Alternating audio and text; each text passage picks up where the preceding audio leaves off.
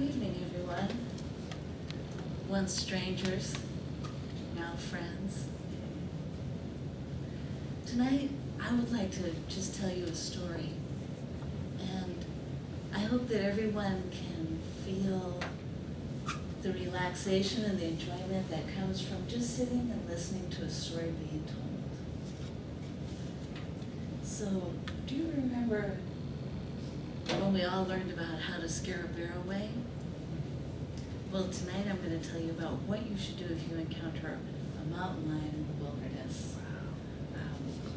And then I'm going to take you into my own story of living alone in the wilderness and my encounter with a mountain lion. Does this sound familiar? Well, it's a different story. Let's see.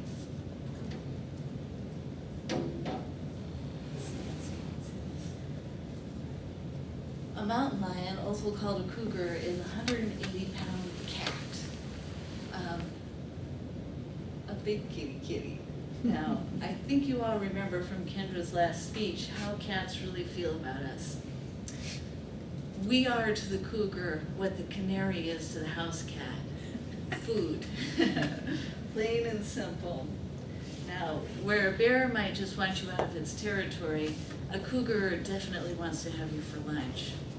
And I don't think any of you are ever going to see a mountain lion while you're out hiking because they don't like to be seen. They see you.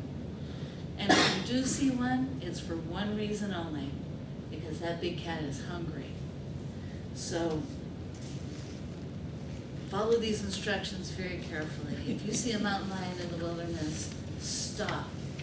Stand tall and don't run. Never take your eyes off that cat and never turn your back. Mountain lions have been driven off by people who fought back, so don't give up and keep fighting. Stand tall. Move my cards around here again. Now I'm going to tell you about my own experience with my own mysterious relationship with the mountain lion. A few years back, my brother and I bought some wilderness land, 20 acres of wilderness land on a mountaintop in eastern Washington on the Canadian border. This fence here is the Canadian border. These little guys are my nephews. Now, I had always wanted to live in a cabin in the wilderness.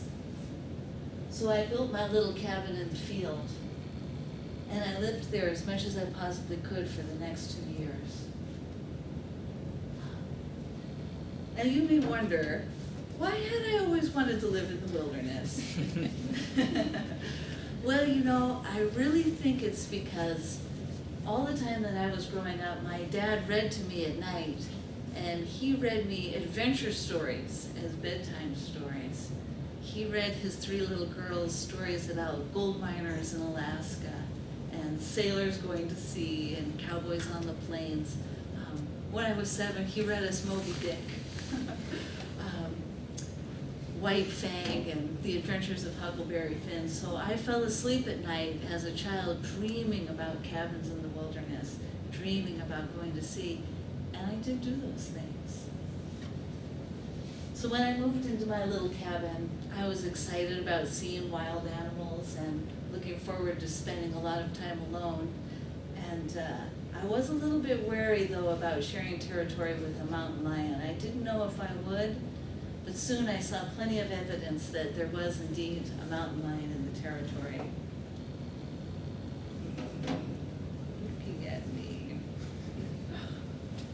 I saw 3 big paw prints in the mud by the road. These paw prints, I put my hand inside the paw print, and it was bigger than my hand. The paw prints were bigger than my face.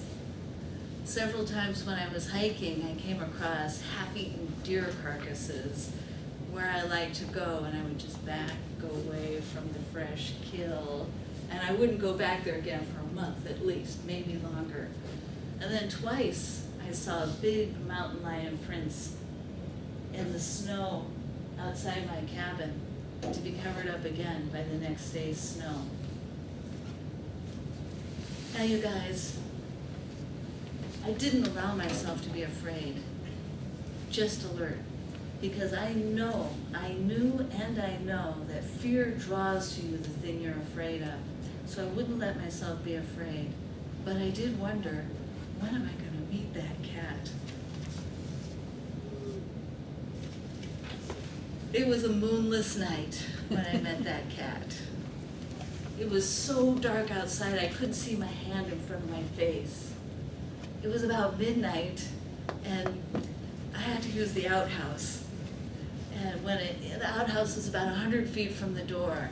And when I stepped outside, it was so completely dark and I couldn't see my feet or the stairs that I thought, this one time, I'm just gonna go to the edge of the cabin and go right back in the house.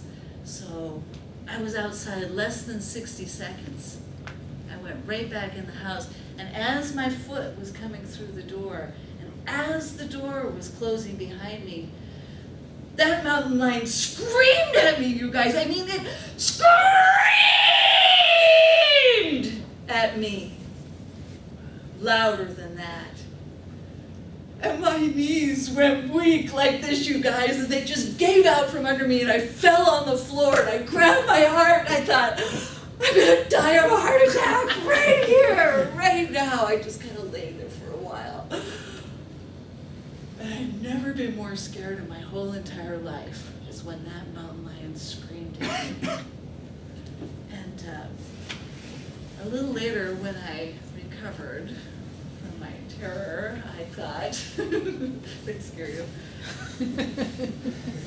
I thought, stand and fight. Hold your ground, right?